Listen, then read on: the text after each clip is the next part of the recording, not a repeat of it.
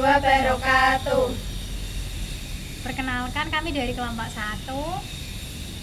Nama saya Selitiara Amanda, NIM 2023-51143. Perkenalkan, nama saya Amadia Brinda Elsa, NIM 2023-51165. Perkenalkan, nama saya Anissa Stalasati, NIM 2023-51167. Perkenalkan, nama saya Sri Handayani, NIM 2023-51160. Pada kesempatan kali ini, kelompok kita akan menjelaskan 4 bab, yaitu yang pertama, komponen utama sistem komputer, yang kedua, cara kerja sistem komputer, yang ketiga, interaksi antar komponen, dan yang keempat, pengembangan dan evolusi.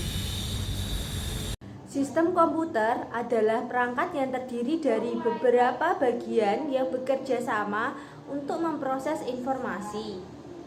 Bagian-bagian utama dari sistem komputer biasanya mencakup perangkat keras atau hardware, perangkat lunak atau software, dan perangkat mendukung lainnya. Komponen utama sistem komputer adalah perangkat keras atau hardware, yaitu CPU atau Central Processing Unit adalah otak dari komputer yang bertugas untuk melakukan semua perhitungan dan menjalankan perintah. CPU atau Control Unit berfungsi untuk mengendalikan operasi yang sedang dijalankan. ALU atau Arithmetic Logic berfungsi untuk melakukan perhitungan, matematika, dan operasi logika. Motherboard adalah papan utama tempat semua komponen komputer dihubungkan dan saling berkomunikasi. Catur daya atau power supply adalah komponen yang menyediakan daya listrik ke semua bagian komputer. Memori atau RAM adalah tempat penyimpanan sementara data yang sedang diproses oleh CPU. Perangkat lunak atau software, yaitu sistem operasi atau OS, adalah program dasar yang mengelola perangkat keras dan menyediakan layanan umum untuk program lain seperti Windows, Mac OS, dan Linux. Application software adalah program-program yang digunakan untuk melakukan tugas-tugas tertentu seperti browser untuk internet. Aplikasi desain grafis adalah program untuk desain grafis seperti Adobe Illustration dan Corel Draw. Pada bab kedua ini, kita akan membahas tentang cara kerja sistem komputer. Bagaimana ya sistem komputer itu bekerja? Begini penjelasannya. Saat memberi perintah pada komputer, misalnya membuka aplikasi, CPU mengambil data dari penyimpanan dan memprosesnya dengan bantuan RAM. Sistem operasi mengatur semua ini agar setiap aplikasi berjalan lancar tanpa gangguan.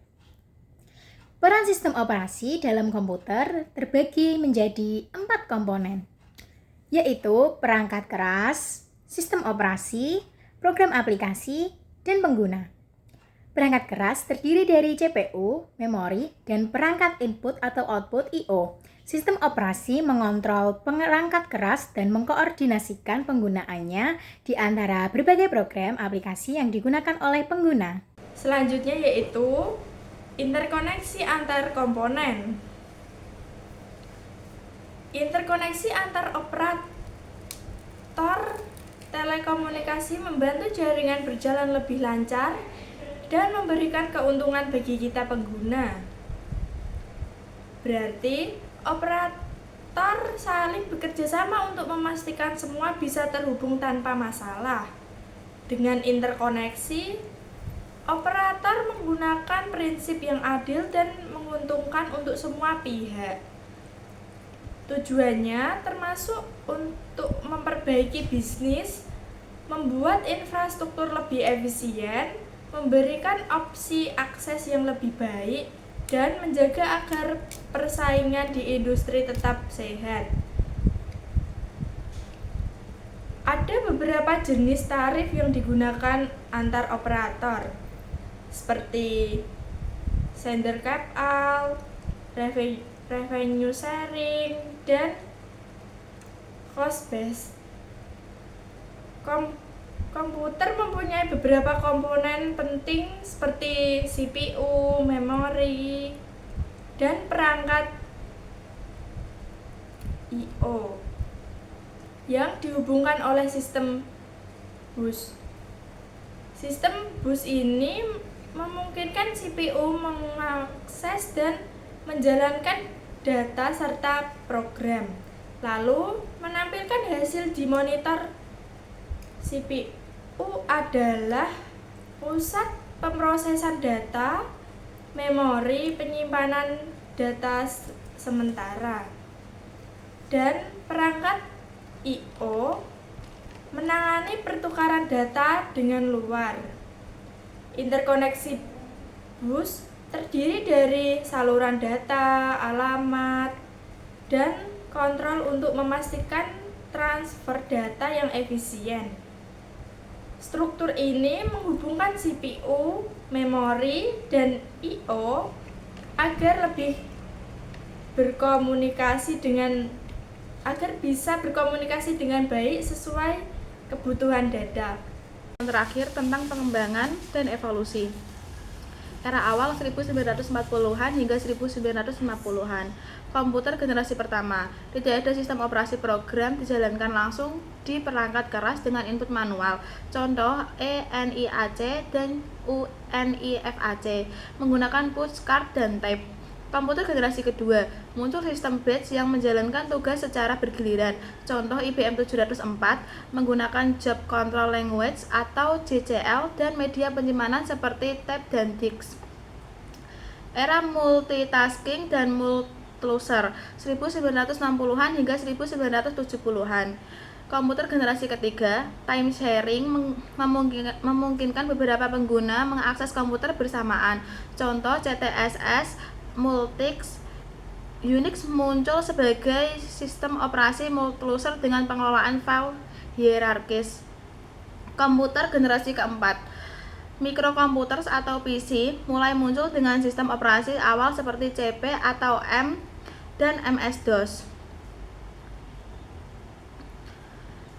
Era GUI dan personal computing 1980-an hingga 1990-an. Komputer generasi kelima, peralihan dari baris perintah ke antarmuka grafis atau GUI. Apple memperkenalkan Macintosh dan GUI, dan Microsoft mengembangkan Windows, sistem operasi untuk server dan jaringan.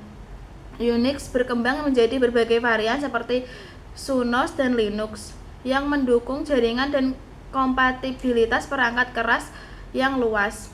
Era mobile dan internet 2000-an hingga sekarang. Sistem operasi mobile, Palm OS dan Symbian untuk PDA dan ponsel pintar awal.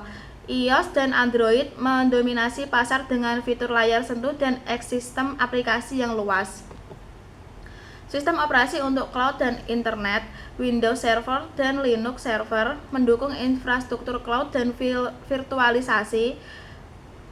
Chromium OS fokus pada penggunaan internet dan aplikasi web. Tren dan evaluasi masa depan. Internet of Things atau IoT. Sistem operasi seperti RIoT, OS dan TinyOS mengelola perangkat berdaya rendah dan jaringan sensor. AI dan Machine Learning. OS menggunakan AI untuk manajemen sumber daya yang lebih cerdas dan interaksi pengguna yang lebih baik. Keamanan dan privasi. Fitur keamanan seperti enkripsi disk penuh dan menjadi standar. Komputasi kuantum dan Edge. OS masa depan mungkin mendukung komputer kuantum dan komputer di Edge untuk efisien dan latensi rendah. Sekian penjelasan dari kelompok kami. Mohon maaf jika ada perkataan yang salah atau menyinggung. Wassalamualaikum warahmatullahi wabarakatuh.